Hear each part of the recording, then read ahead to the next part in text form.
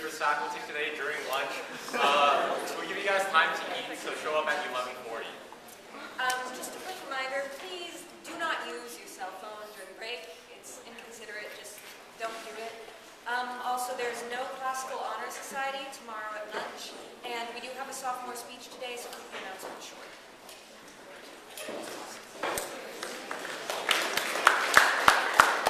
There's an Asian Culture Club meeting today at lunch in room 9. We're just going to have ice cream, like Filipino ice cream. Yeah, Filipino ice cream and mochi, so if you're part of the club, come. Yeah, really short, by the way.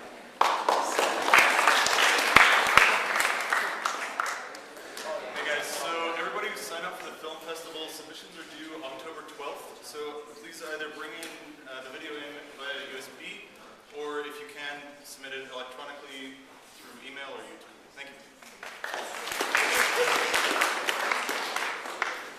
Hi, robotics has another meeting tomorrow, or today, after the cross-country meets around 5:15ish in the design lab. Working on putting the robot together for Cal Games. Also, please bring in your permission slip and your check for $75 for Cal Games, preferably by tomorrow. And if you'd like to be pied in the face during fall fairs, please come talk to us.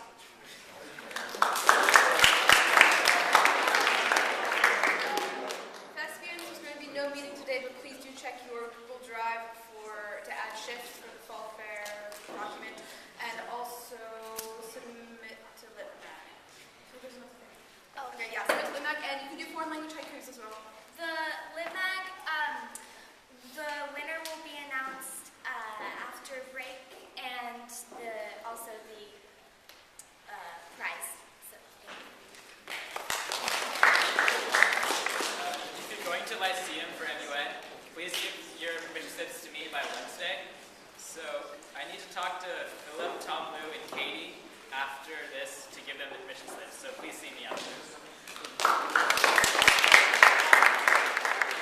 So fall fair is coming up for JSA, so we're having since there's not a G day right before fall break, we're having kind of an emergency meeting in room 3 to talk about fall fair. If you're going to fall fair, this is really important. You could save like $40, so come talk to us. I don't know what I'm talking about.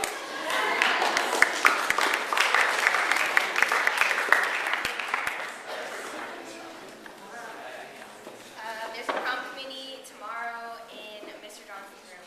Room 14. Yep.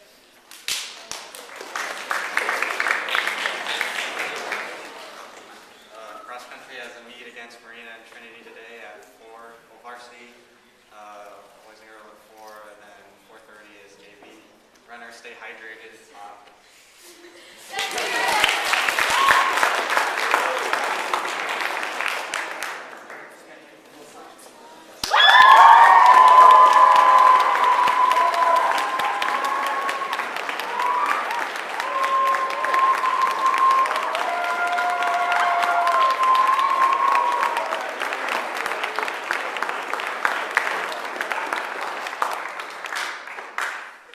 The pungent smell of steaming rubber, the scorching California sun beating down on my neck, and my nervous heartbeat pounding against my chest. This is the memory that floods my mind when I think back to the summer of 2014.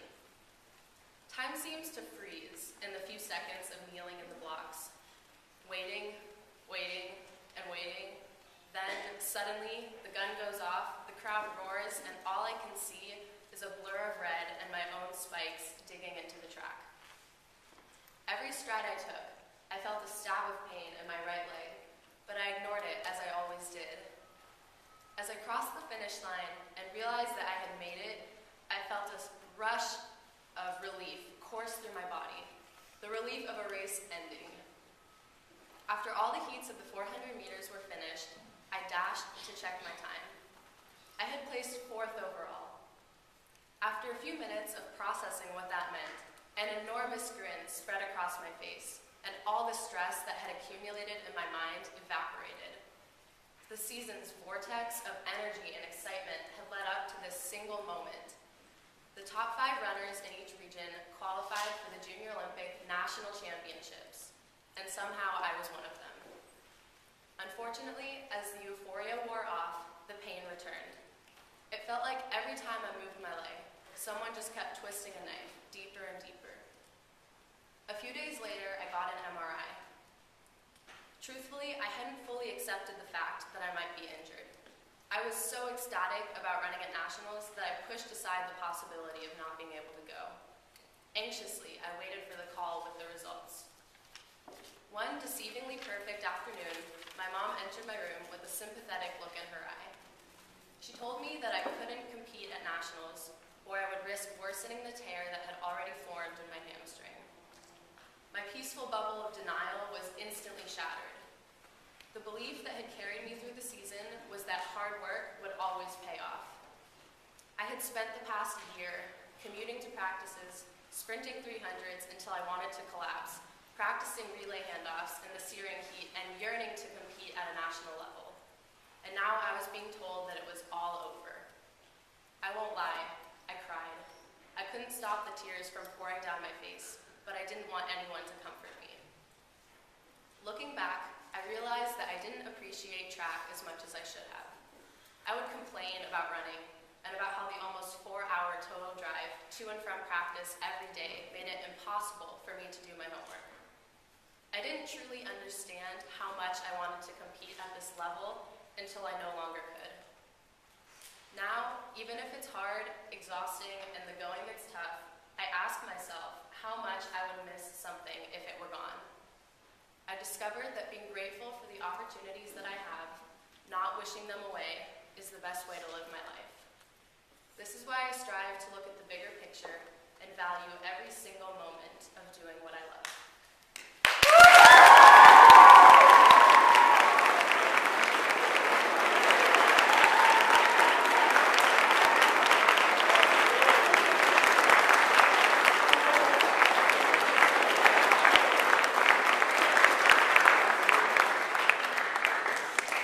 Good morning. You all are getting ready to head off on break, and when we get back, the Friday following, Friday, October 14th, is Grandparents and Friends of York Day.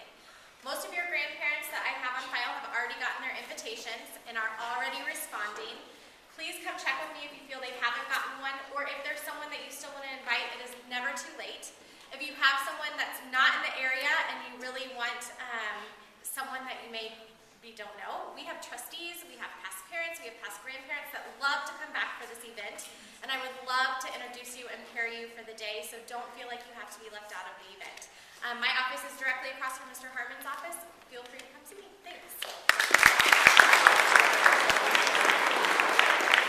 Let's have a couple of sports updates.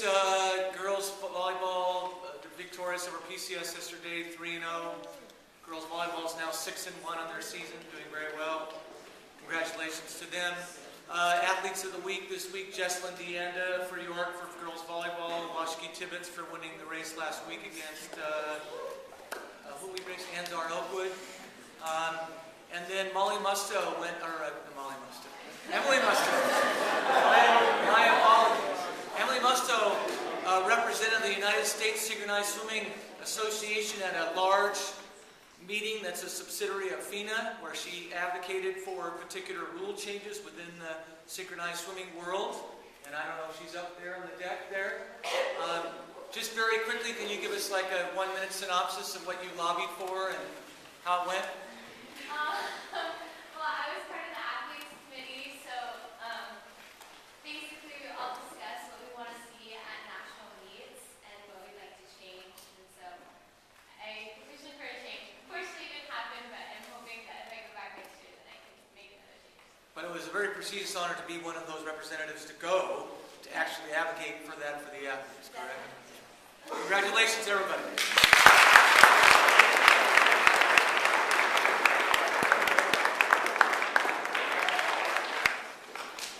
Good morning. A couple of breaks ago, it was my pleasure to announce the names of our National Merit semifinalists.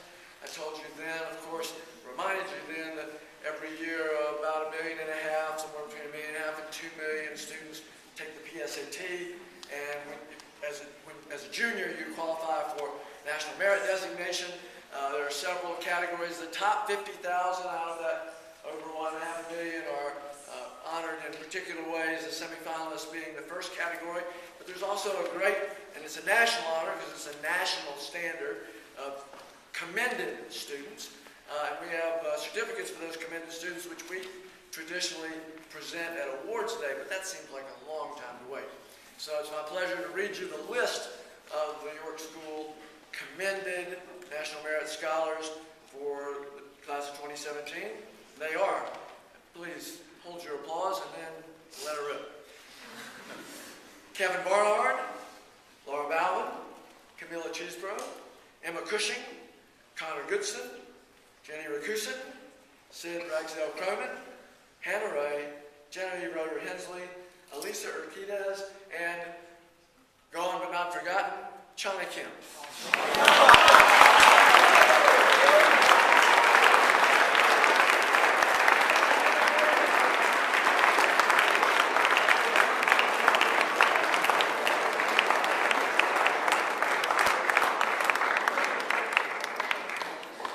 Hi, Chana. I'm sure you're watching.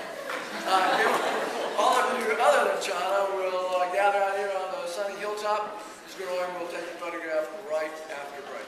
Congratulations.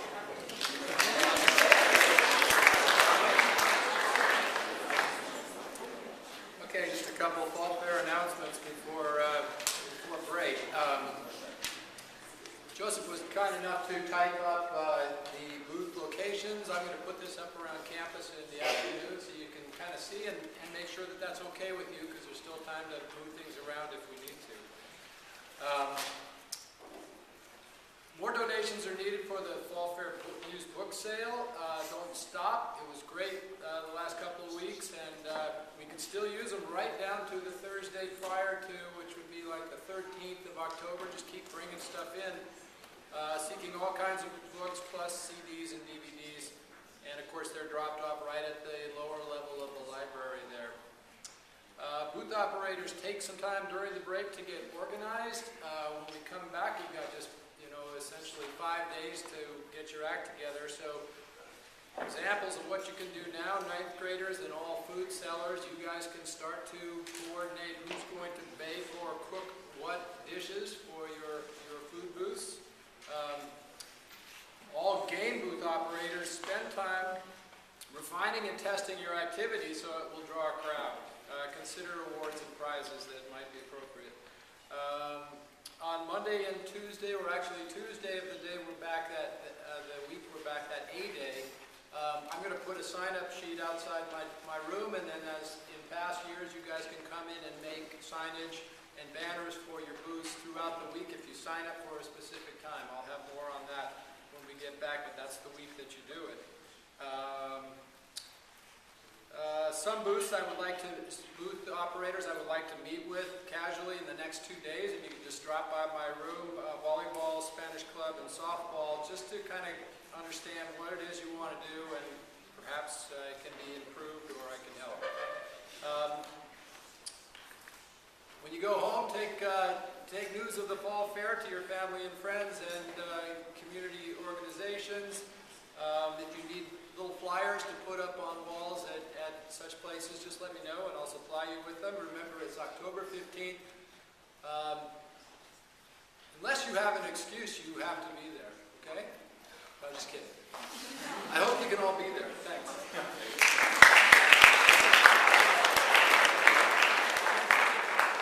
Class the other morning, and Michael said to me, Mr. Raymond, is it accurate that there will be no school on Thursday or Friday or even all of next week? And I had to say yes.